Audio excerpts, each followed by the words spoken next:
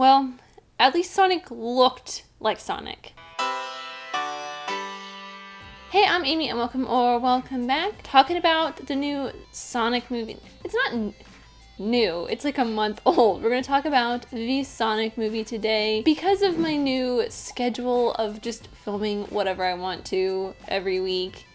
We're a month late on this, but whatever. It's okay. It's not like I was rushing to see this anyways. I was interested to see how Sonic would look now with the new redesign. He did look a lot like what I would picture Sonic to look like, and I really loved Ben Schwartz. I always love Ben Schwartz. It is definitely a kids movie. If you've watched my podcast, we don't have a video version. If you have listened to my podcast, The Nostalgia Effect, where we talk about movies from our childhood through the lens of adulthood, we sometimes talk about the difference between a kids movie or a family movie, and Sonic to me felt like a kids movie. There were some more adult jokes that would make it kind of a family movie, but it still felt very skewed towards younger audiences. It was very predictable to me, which is usually for me what makes it a kids movie versus a family movie. But don't get me wrong, family movies can be predictable when they want to be. Every little bit of it, I was like, I know exactly what's going to happen, when and why, and it may not have,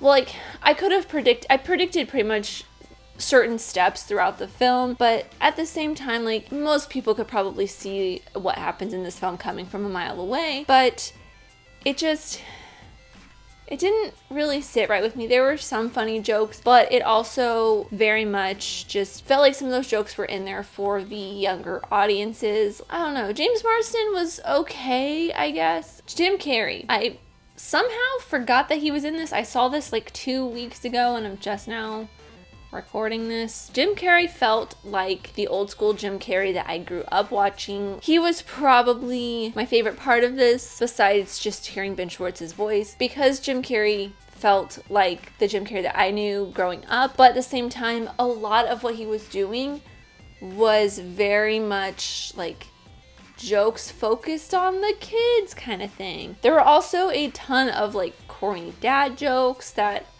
got a little chuckle out of me, but again, it's maybe those were in there for some of the parents in the audience. I am not a parent. Let's just go to the rewatch score and wrap this up. My rewatch score for this is probably a TV. I don't know if I would ever rewatch this again unless it was with a little kid. It's just not a movie for me. Maybe I would watch a sequel to it because they did kind of hint at that. They didn't hint at it. They blatantly threw it out there in the mid-credits scene. I would probably see that because you see Dr. Robotnik basically turning into Eggman, and I'm kind of interested to see what he is, because Jim Carrey was my favorite part of this, and that scene at the end where he's turning into Eggman is very strange and weird, and the way Jim Carrey is acting as Eggman is very interesting, and I'm kind of interested maybe to just have a completely insane, spoiler alert, whatever, I don't care, it's a month old, to see just an Eggman movie of him being crazy and trying to get to Sonic. That would be really fun instead of just having, Sonic being a little kid. That seems like that's all that Sonic's going to be doing. I don't know, but anyways, let me know what you guys think in the comments down below. Will you see a sequel to this? Will you ever watch this again? Did you enjoy it? Was I the only one who just wasn't super fond of it? But thank you guys so much for watching. I really truly do appreciate you. Whoever you are, let me know here in the comments down below, and let's be friends. If you enjoyed this, leave a like and subscribe if you're new, because I love talking these movies, TV shows, filmmaking, history, all that fun stuff. I'll see you next time. Bye.